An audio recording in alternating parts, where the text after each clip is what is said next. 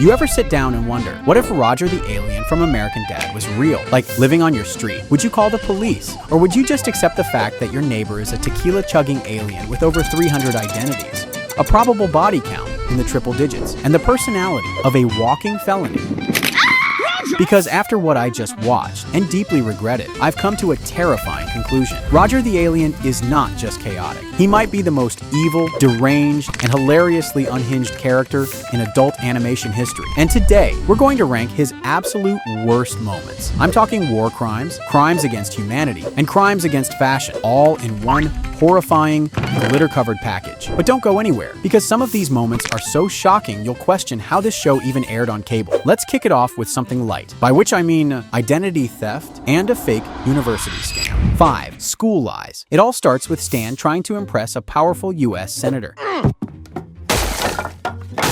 He learns that Senator Buckingham is scouting families for an elite private school, and Stan, always hungry for career clout, sees this as the perfect chance to climb the social ladder. The plan? Get Steve into the school, cozy up to the senator, and use that connection to boost his own standing at the CIA. But there's a hiccup. Steve doesn't want to go. Why do I have to wear this stupid uniform and go to a new school? He'd rather stay at his regular school and have a normal life. So, in typical Smith household fashion, they come up with a completely unethical workaround. Roger agrees to impersonate Steve and attend the school undercover. I'm already having a good day because you called me son.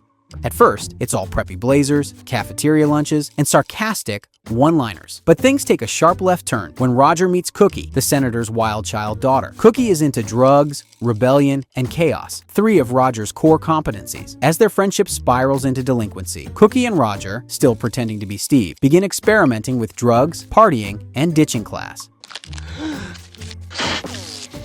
It escalates quickly. At one point, Cookie even passed out at the dinner table, and Roger's right beside her, enabling every bad decision. Eventually, they cross paths with some shady drug dealers. I want the money you owe me. I don't have any more money. And when the dealers come looking for Cookie's unpaid debts, Roger doesn't hesitate. He trades her to them, like she's a used baseball card. Cookie gets kidnapped, and Stan has to rescue her in a full CIA-level operation. The fallout? Roger vanishes. Stan's dreams of impressing the senator go up in smoke. And Steve? He never wanted this in the first place. But if you think trading a senator's daughter to drug dealers is bad, just wait until Roger gets rejected at a jazz club and decides to kidnap someone instead. 4. Love, AD style. Roger's never been good at handling emotions, but this episode proves just how dangerously far he'll go when he mistakes obsession for love. It all starts when Roger opens a jazz lounge inside the Smith house. This place is just what Langley Falls needs. He calls it Roger's Place, outfits it with velvet curtains, moody lighting, and of course, a full-service bar he runs himself. Haley, always down for a protest or a mic check, agrees to perform as the club's live singer. But the minute she takes the stage, Roger's wine-soaked mind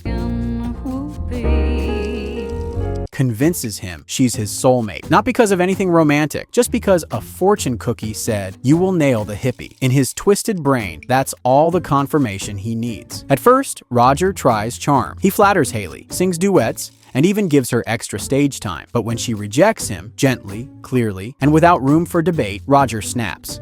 You're such a jerk, Roger. Ugh. He pulls a gun on her mid-performance, chains her up in the attic, and declares that if she won't love him, he'll make her stay anyway. He even prepares a romantic dinner beside her restraints, complete with candlelight and wine. That's when Jeff shows up, Haley's boyfriend, and finds her kidnapped. What does Roger do? He knocks Jeff out cold and calls in a favor from his alien buddies. Jeff gets abducted by a UFO, screaming the whole way up. By the time Stan finds out, it's too late. Roger has already erased the evidence and pretends like nothing happened. Haley's traumatized, Jeff is lost in space, and Roger, he shrugs it all off like a bad date. I don't want your stupid gift. I'll open it. This isn't love. It's Roger at his worst. Obsessive, dangerous, and completely unhinged. And if you thought one kidnapped hippie was extreme, Roger's next rampage over a $20 limo tip makes this look like a Hallmark romance. 3. Virtual insanity. If there's one universal truth in the American Dad universe, it's this. You never stiff Roger. Not on a drink, not on a dinner, and definitely not on a limo ride. In this episode, while Stan is off creating a fake teenage girl avatar named Phyllis to bond with Steve, in a creepy father-son side plot, Roger decides to pick up a side hustle, running a limousine service under the persona Ry Cardew. He's decked out in a velvet jacket, driving with flair. Oh, Roger, it's magnificent. and treating his passengers like royalty until he picks up a group of obnoxious frat bros. These guys are drunk, loud, and worst of all, cheap. After Roger chauffeurs them around all night, they jump out of the limo chanting, "Tip these!" and mooning him through the sunroof. No money, no respect, just cheeks. And that's the last mistake they'll ever make. Roger doesn't just get mad, he gets medieval. He opens the trunk and pulls out what he calls his revenge kit, which includes duct tape, zip ties, rope, and a playlist labeled Crushing Jams Volume. First, what follows is a methodical takedown of every single frat guy. Roger stalks one through a drive-thru and drags him through the pickup window. He finds another at a farmer's market.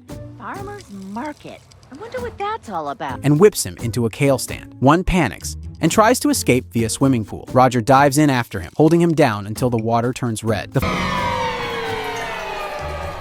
final two try to flee to the airport. Big mistake. Roger bribes airport control, drives the limo onto the runway, and rams a taxiing plane with the subtlety of a GTA mission. The last bro smacks the cockpit windshield, and the jet crashes in a fireball. Roger, completely unfazed, calmly texts Stan. Running late, traffic's murder. That's Roger's version of customer service, and all over a $20 tip. But limo vengeance is child's play compared to the next persona. When Ricky Spanish walks back into town, people don't just run, they riot too. Ricky Spanish. Some of Roger's personas are silly, some are manipulative, but Ricky Spanish, Ricky is evil. Get out of there, Snickers fragment. You're not welcome here. This isn't just Roger in a leather jacket. It's Roger unfiltered, unhinged, and unapologetically destructive. The moment he walks into the Smith household wearing fingerless gloves and that greasy grin, the entire room freezes. Stan drops his dinner, wide-eyed, and whispers the name like it's Voldemort. Ricky. Spanish. Ominous choir music kicks in like a horror movie trailer. Everyone in Langley Falls knows the name, and they all hate him. Son of a bitch! Flashbacks reveal the damage. Ricky Spanish once kicked an old lady down an escalator for getting his coffee order wrong. He stole money from a children's hospital fundraiser. He borrowed a van from a dog shelter, then sold the van, the collars, and all the dogs. Even Klaus wants him dead. Principal Lewis, Bullock, and nearly every side character has a reason to throw hands on sight. Yes, get Ricky Spanish. But the scariest part? Ricky doesn't care. When Steve finds out who he is, he tries to help Ricky change, encourages him to volunteer at Happy Paws Dog Shelter and become a better person. Ricky gives it a shot for about 30 seconds. Yeah, I can take care of you. Then he hogties the manager, pawns all the supplies, and steals the shelter van while yelling "road trip" with a pack of confused dogs in the back. Later, he fakes his own death by pushing a dummy off a building. Moments later, Roger reappears in a new costume, twirling a knife and casually asking, "Hey, anyone seen Ricky Spanish?" And believe it or not, Ricky wasn't even Roger's most dangerous phase. That title belongs to the time he cracked a particle collider and accidentally triggered the apocalypse. 1. The 200. It starts innocently enough, a school field trip to a high-tech particle accelerator. Because today we're shooting our first beam.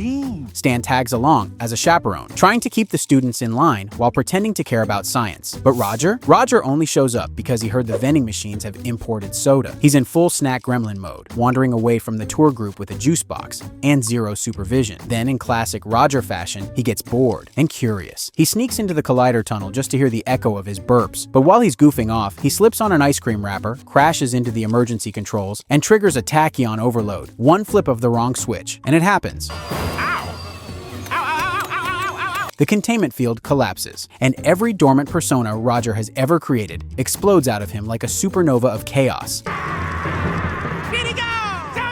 Not just one or two, 200 fully formed Rogers. Doctors, assassins, strippers, scam artists, baristas, cult leaders, all loose in Langley Falls. It becomes instant anarchy. Legman Roger loots every Foot Locker in town. Dr. Penguin hypnotizes the school into existential depression. A Ricky Spanish clone hijacks a school bus. Power grids fail. Satellites fall.